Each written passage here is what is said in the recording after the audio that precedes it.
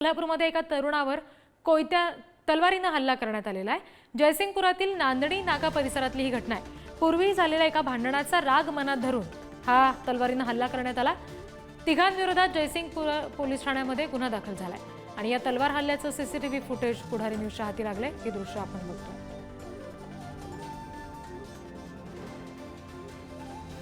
प्रतिनिधी शेखर पाटील यांच्याकडून आपण अपडेट्स घेणार आहोत। शेखर, नेमका कशाचा राग होता ज्याच्यामुळे थेट असा तलवारीने हल्ला करण्यात आला आणि सध्या या तरुणाच्या प्रकृतीचे काय अपडेट्स आहेत?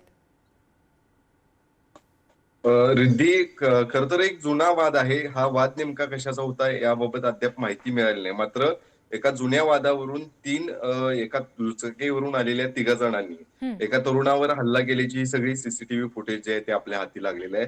आपण जर बघितलं तर पहिल्या वार केल्यानंतर तात्काळच तो तरुण आणि त्याच्या बाजूला असणारी त्याची आई जी आहे ती संबंधित हल्लेखोरांवरती दगड फेकून मारायला सुरुवात केली आणि त्यानंतर हे तिघेही हल्लेखोर जे आहेत ते या ठिकाणाहून पसार झालेले आहेत आणि त्यामुळे एक मोठी दुर्घटना जी आहे ती या ठिकाणाहून टळलेली आहे। मोठ्या प्रमाणात इजा देखील झाली असते। आपण बघताय मोठ्या प्रमाणात तलवार जी आहे ती त्यांच्या हातामध्ये होती आणि त्या तलवारीच्या साहाय्याने त्याने मोठा वार देखील त्याच्यावरती केला होता। मात्र जी तात्काळ त्यांच्या आई असू दे किंवा त्याने दगडफेक जी आहे ती त्यांच्यावरती केली, प्रतिकार त्यांना केला, त्यामुळे ते हल्लेखोर आहेत ते त्या ठिकाणून पसार झालेत। मात्र सीसीटीव्हीच्या आधारे आता 3 जणांवरती गुन्हा दाखल करण्यात आलेला आहे आणि या तिघांचाही पोलीस आता शोध घेत आहेत।